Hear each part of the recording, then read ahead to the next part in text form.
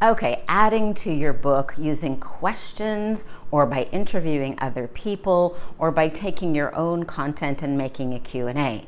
So I'm just about to publish, the book's already completed, and we're just down to the pre-launch period with Dr. Greg Hammer's book, Gain Without Pain, the Happiness Handbook for healthcare professionals.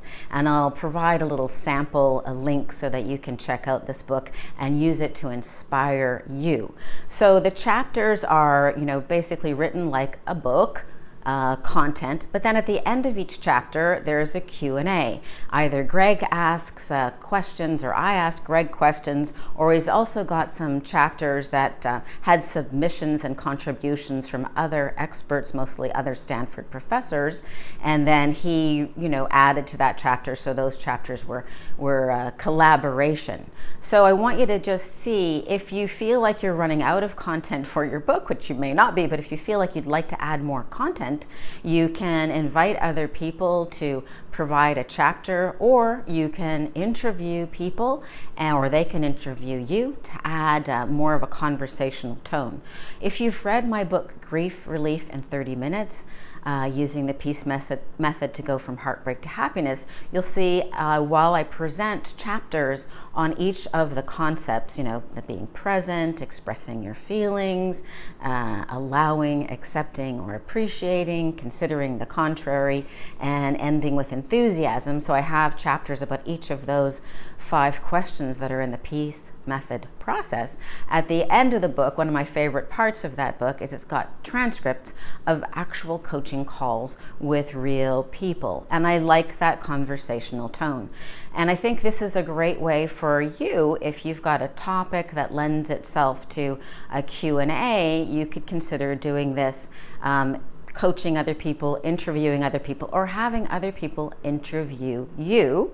Or the poor man's version of that, or the quick and easy version of that, is gather questions. So ask your target audience, like, what questions would you have for me on this topic? And then you might be surprised that they're asking a number of questions that you have not yet answered in your book. So these frequently asked questions often get missed by first-time authors because they're so deep into their topic that they don't appreciate that somebody who's like, what are we talking about? Who, what, where, why, when? The reader needs to be oriented. So very likely asking for questions from your target market will provide a number of things that you could speak to. And you could obviously incorporate that in your book, in the introduction, in the body of the book.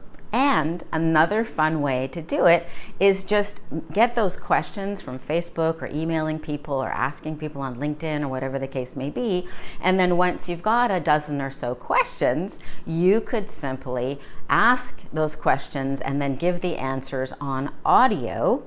You could also write the answers, but you could give the answers on audio to capture more of a conversational tone.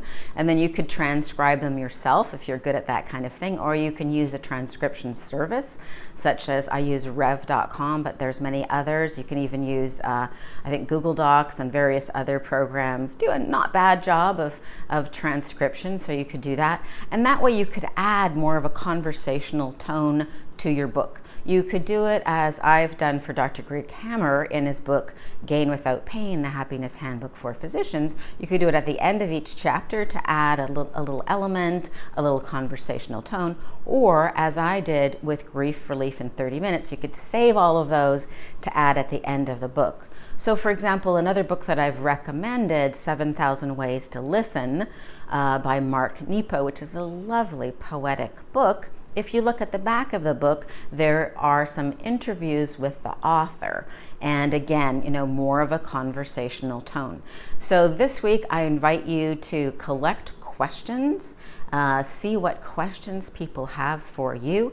And this will provide a bunch more content for you to share in your book that's fast and easy. And hey, while you're at it, if you're recording your answers in audio, each question and answer could be a potential blog post standing alone, just a little drip to build your fan base build your momentum, build buzz for your book.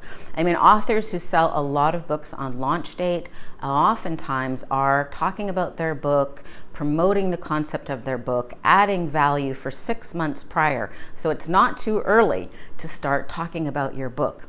The other thing is, really, you do not have to worry about changes to your book between now and whenever the launch date may be, because most people, 80% of people, in fact, want to write a book. So if you change your title or change your subtitle or change direction a little bit, you can just share that with people and they will be interested.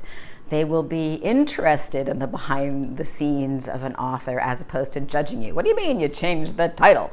So don't be concerned about that. In fact, there was such a great quote that I shared yesterday with my nephew Sven, and it was simply along the lines of, taking offense. So the quote, and I'm going to approximate it here, was, if somebody didn't intend to offend you, there's no point in taking offense. And if they did intend to offend you, well, you definitely don't want to take offense. So whether they intended to offend or did not intend to offend you, either way, there's no point taking offense. So I really invite you to leverage these questions, ask people what their questions are, use that to add more content, more flavor, and meet the reader with their questions in your book, added to the end of each chapter or added at the very end of your book. And then, hey, why not use the little back and forth, a Q and an A? Maybe you could have it in writing, or you could have it in audio, or you could have it in a short video like that, and start the conversation about your book. I posted another video about how to start the book buzz, but basically, why not start talking about your book right now?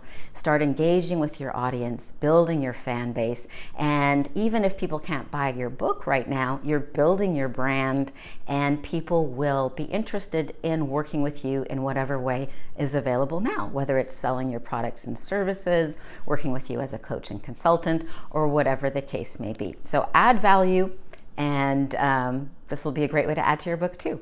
I'm Aurora Winter, the author of Thought Leader Launch and several other books, and I hope this tip gets you going and creating even more content for your book this week. Bye for now.